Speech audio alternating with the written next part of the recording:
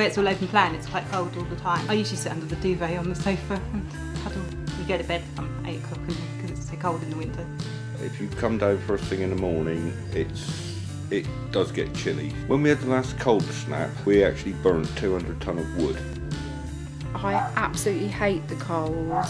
Sometimes I'll be lying on my sofa with blankets on and it make me feel so miserable. I cannot explain how miserable. Basically at the moment we've been using coal and wood. We haven't turned the storage heaters on at all. I am feeling the cold more in the last year or so. I think it's just the damp.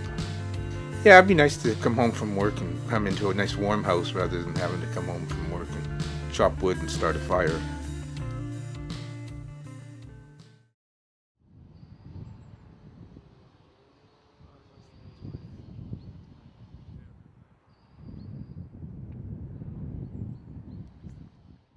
Chale's a small community on the Isle of Wight on the southwest side and overlooks the English Channel, high on the cliffs.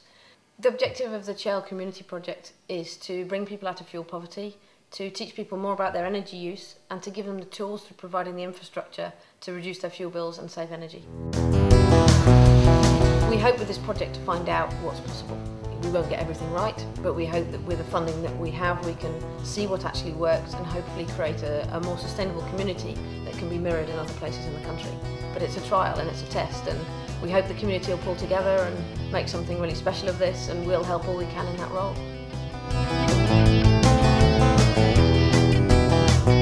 We're now at Chale Primary School, and this morning is going to be our first meeting with all the local residents, so it'll be really interesting to see what they think of the project, and it'll be interesting to see how many turn up. Today is probably one of the most important moments in the project because we're launching the scheme to the residents. So this, in a sense, is encouraging people to take up the option of the funding that's available and work with us to produce a renewable energy solution for Chale. Okay, so straight over to Wellington. Well, first of all, I just want to say why I'm here. It's been quite an interesting journey for me.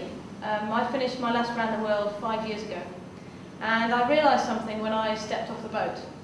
That when you sail around the world, and you go around the world on a boat, you take the minimum resources with you. You have the minimum amount of biscuits, minimum amount of food, minimum amount of oil for your generator, diesel for your generator, and you manage it when you're out there. So you never leave a light on, you never leave a computer screen on, because if you do, you'll run out of diesel and you won't get around the world.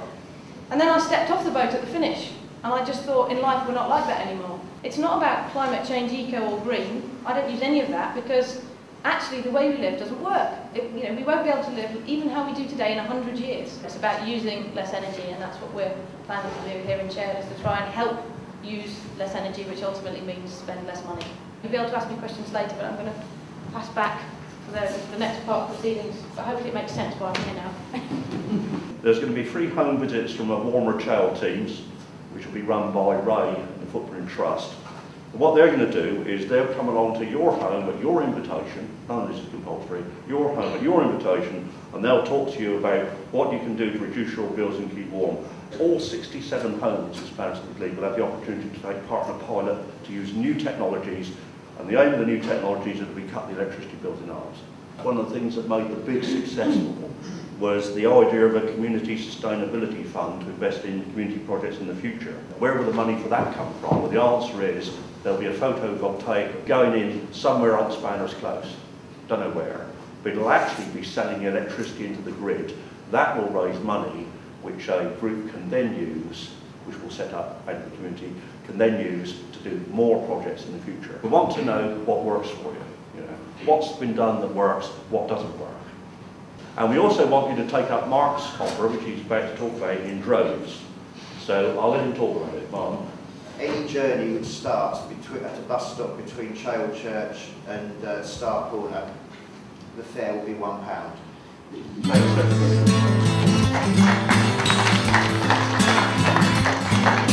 Well, I just think it's almost miraculous that Chale, which is one of the poorest parts of the Isle of Wight, has managed to get this money to make the homes more efficient and to help people reduce their fuel bills. Chale seems to be an out-of-the-way place. Not a lot of people know about it, and it gives us an opportunity to put ourselves on the map, I suppose.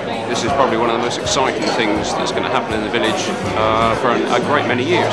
I think there's enough people in Chale that will want to take this forward in a big way. Yeah, I think we got to get the word out and get let people know exactly what's going to be happening.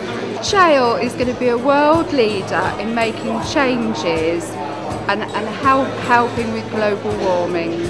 I think the meeting went really well. It was good to see the questions from people. I wasn't sure if lots of people would ask questions, but it's good to hear what their concerns are. It's good to hear people say that they didn't think the roofs were big enough for solar panels, and to put everyone's minds at rest. The next step is looking at the report from the architects when they've looked at every individual building to see what the fabric is, and then we can work out what we can do to those buildings. So we'll work out what we do on the outside, on the inside, and also to replace parts of the building. So that's the next step. This project's going to work because there's an amazing team of people behind it who really want it to happen, and it's for the benefit of the community. And I think anything that's for the benefit of the community with this amount of energy behind it, I think it's going to work.